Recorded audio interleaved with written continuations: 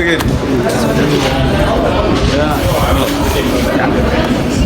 كسوي يعني لو ودوا هاي ودنا سنتي كستون لكن هاي لكن كان كل بقرش لا يمانيا marka yaro kaar la imo weedeen sida anagu joogno bahalkii moogta wala bixinayo masugo marka maanta dhan baanu soo celcelinayna anoo saf aqooni waxaana kala qabsado xogaa waqti way dileen laakiin waan soo daayay faraha wada faraha waan soo fiiqnay okay soo dhalinyarada Nairobi OSU iyo maaragtay dhalinyarada xaafadda isbii ku noolayd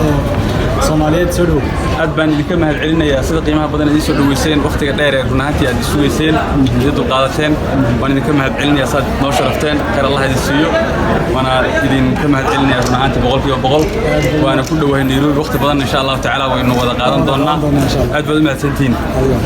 warshilaaw walaal iska waran walaal nabad walaal goor walaal ساتح ساتح ساتح عندك غلط ساتح عندك